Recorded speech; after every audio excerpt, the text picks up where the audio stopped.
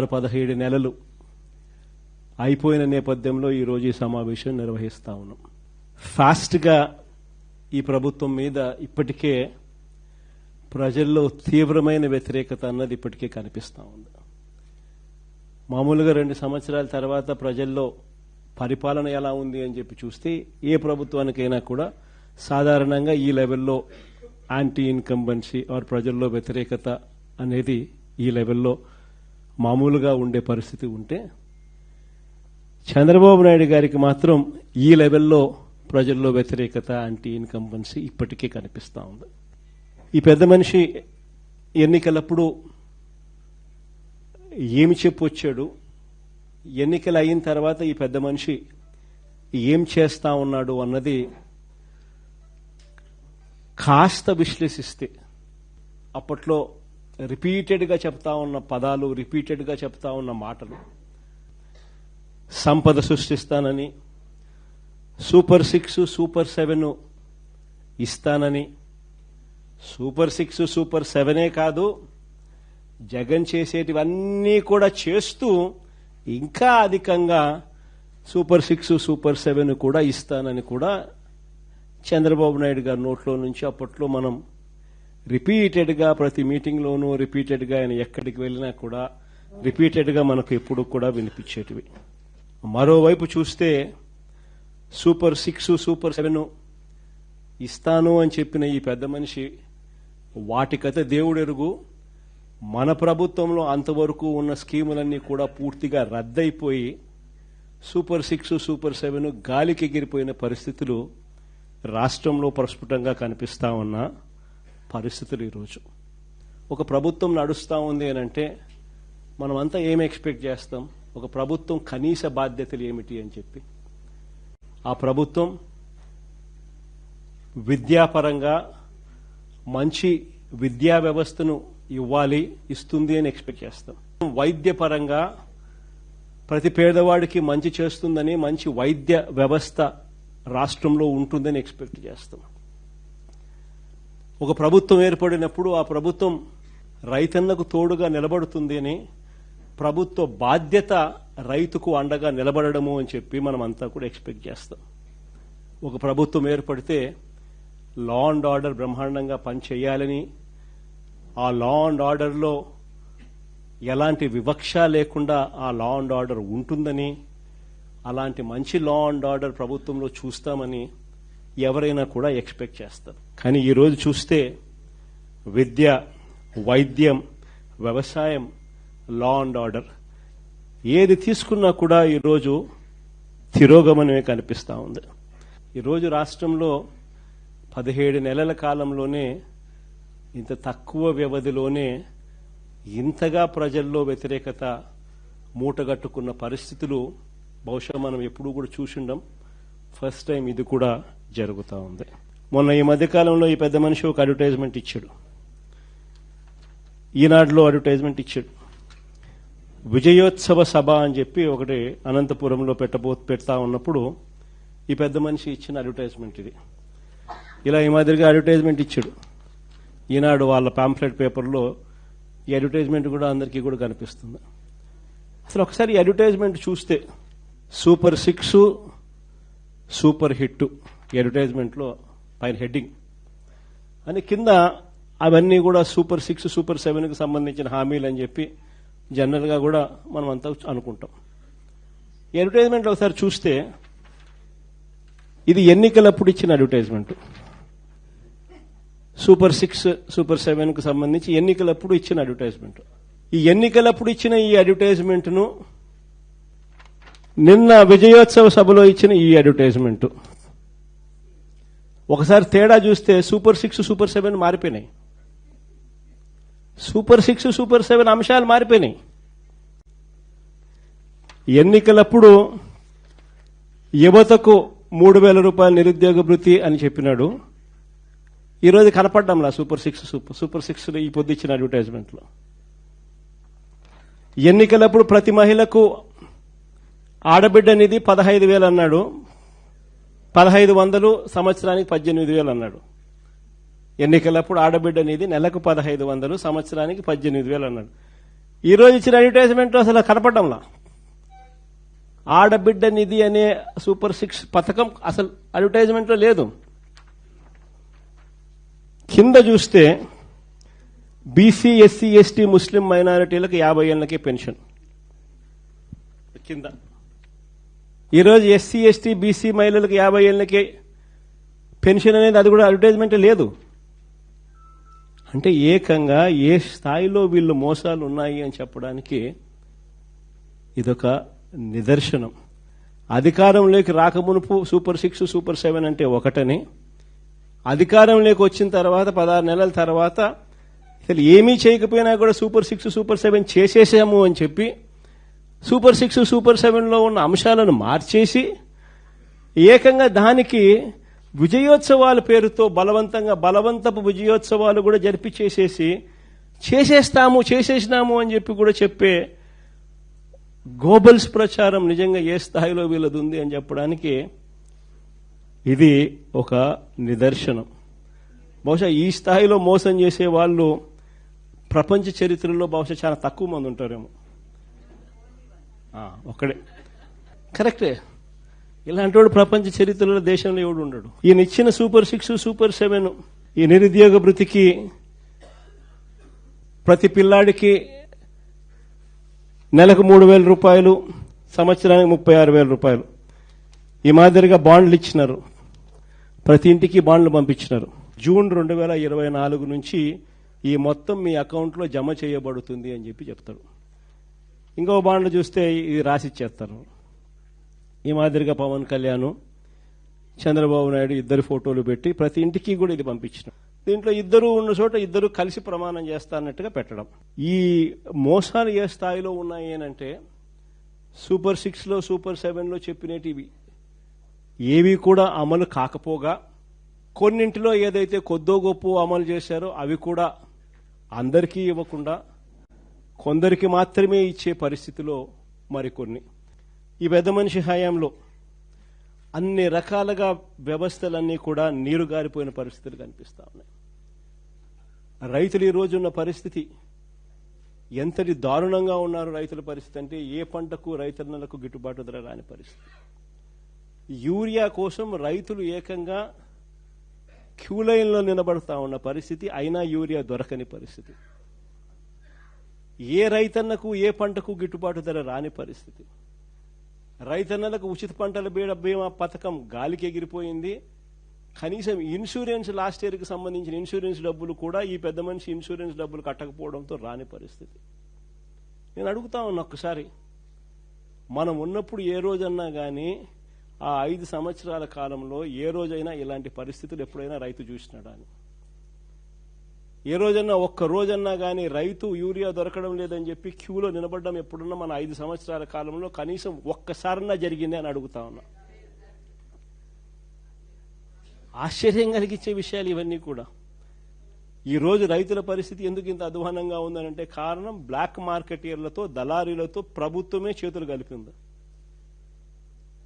దళారీలతో వీళ్లే చేతులు కలిపి ప్రైవేట్కు కోటా పెంచేసినారు.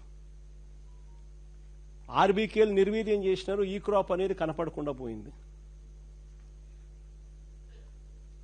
ఇంకా పనిలో పని పిఎస్సీలకు వచ్చే సరుకు వీళ్ళ కార్యకర్తలు ఎత్తడం మొదలుపెట్టినారు. ఇంకా ఫినిష్. ఓ పక్క కార్యకర్తలు పిఎస్సీలకు వచ్చేసరికి వీళ్ళు ఎత్తడం మొదలుపెట్టినారు. ఆర్బీకేలు లేవు, ఈ క్రాపు లేవు, అన్నీ నిర్వీర్యం. ప్రైవేట్కు కోటా పెంచేసినారు. మార్కెట్లో యూరియా లేదు. వాళ్ళు బ్లాక్ చేశారు, రేట్లు పెంచారు. 267 రూపాయలు బస్తా, మరో 200 రూపాయలు ఎక్స్ట్రా కడితే తప్పనిచ్చి యూరియా దొరకని పరిస్థితిలోకి ఈరోజు రైతు బతుకు దిగజారిన పరిస్థితి ఈరోజు కనిపిస్తూ ఉంది. మన హయాంలో ప్రతి రైతుకు కూడా గిట్టుబాటు ధరలు ప్రతి పంటకు రావడమే కాకుండా మరీ ముఖ్యంగా ధాన్యానికి సంబంధించి ప్రతి రైతుకు గిట్టుబాటు ధర లభించడమే కాకుండా రైతుకు ఈ క్రాప్ ద్వారా, ఆర్బీకేల ద్వారా ట్రాన్స్పరెంట్గా ఏ రైతుకైనా కూడా ఎంఎస్పీ కన్నా రూపాయి తక్కువ ఇచ్చిన పరిస్థితి ఎక్కడలా. గన్ని బ్యాగ్స్, లేబరు, ట్రాన్స్పోర్ట్ పేరుతో అదనంగా దాదాపుగా 10,000 రూపాయల ఎకరాకు రైతుకు అదనంగా అందించిన పరిస్థితులు మన ప్రభుత్వంలో జరిగాయి. ఈరోజు చంద్రబాబు నాయుడు గారు వచ్చేసరికి పరిస్థితి మారింది. ధాన్యాన్ని గిట్టుబాటు ధర రాని పరిస్థితి ఎందుకుంది అని అంటే చంద్రబాబు నాయుడు అంటాడు, పండించిన ధాన్యం ప్రజలు తినే పరిస్థితిలో లేరంట అని ఈయన ఇప్పుడు చెప్తాడు తీరి. ఈ ధాన్యం అంతా కూడా ఇథనాల్ తయారు చేసేదానికి మాత్రమే ఉపయోగపడుతుందని ఈయన అంటున్నాడు. అంటే దాని అర్థం ఏంది, ఇంకా నెక్స్ట్ ఫ్యూచర్లో కూడా నేను ధాన్యం సేకరణలో నా పరిస్థితి ఇదే మాదిరిగానే ఉంటుంది, ధాన్యం కూడా ఏ ఒక్కరికి గిట్టుబాటు ధర రాదు, మీరు పంటలు మానేయండి అని చెప్పి చెప్తా ఉన్నాడు. పోనీ ధాన్యం పరిస్థితే చంద్రబాబు నాయుడు గురించి ఇట్లా చెప్తా ఉన్నాడేమో అని అనుకుందాం. పోనీ మిగిలిన పంటలు ఏ పంటకు గిట్టుబాటు ధర వస్తూ ఉంది చంద్రబాబు అని అడుగుతా ఉన్నా. ఈరోజు చంద్రబాబు నాయుడు గారు ముఖ్యమంత్రి అయిన తర్వాత ఈరోజు రాష్ట్రంలో ఏ పంటకైనా గిట్టుబాటు ధర దొరుకుతా ఉందా అని అడుగుతా ఉన్నా. కందులు తీసుకున్నా, మినుములు తీసుకున్నా, పెసులు తీసుకున్నా, సజ్జలు తీసుకున్నా, మిర్చి తీసుకున్నా, పొగాకు తీసుకున్నా, ఉల్లి తీసుకున్నా, టమాటో తీసుకున్నా, కొక్కో తీసుకున్నా, చీనీ తీసుకున్నా, మామిడి తీసుకున్నా, ఇలా ఏ పంట తీసుకున్నా కూడా ఏ ఒక్క పంటకైనా కూడా ఈరోజు గిట్టుబాటు ధర లభిస్తా ఉందా అని అడుగుతా ఉన్నా. ఏ పంటకు రావడంలా.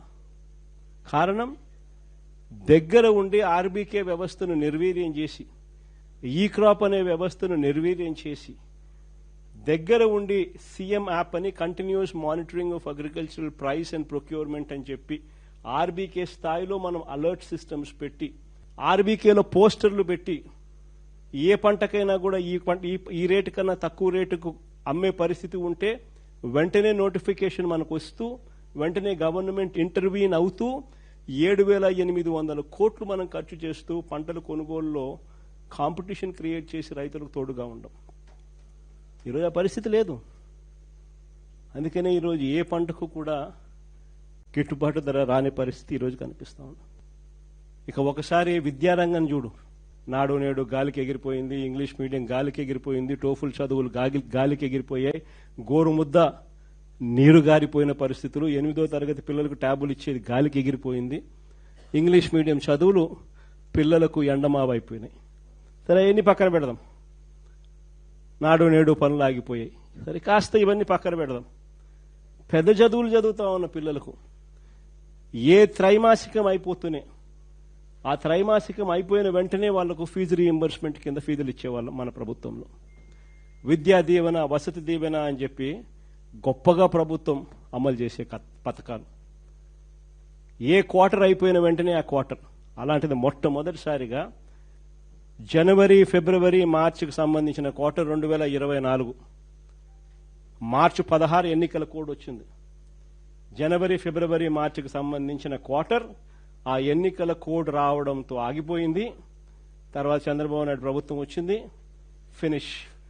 వసతి దీవెన ప్రతి ఏప్రిల్ 2024 ఎన్నికల కోడ్ వల్ల ఆగిపోయింది. మళ్ళా ఏప్రిల్ 2025 మళ్ళా రెండవ ఇన్స్టాల్మెంట్ వసతి దీవెన 1,100 కోట్లు ఏప్రిల్ 2024, 1,100 కోట్లు ఏప్రిల్ 2025, 2,200 కోట్లు. ఇచ్చిందంతా 0.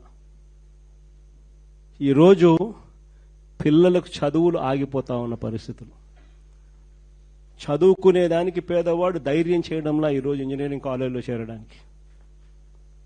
చదువుతా ఉన్న పిల్లడికి ఈరోజు సర్టిఫికెట్లు అందడంలా. కాలేజ్ యాజమాన్యాలు ఈరోజు పిల్లలను చదివించాలి అని అంటే, తీసుకోవాలంటే భయపడతా ఉన్న పరిస్థితులు. ఇది విద్యారంగం పరిస్థితి.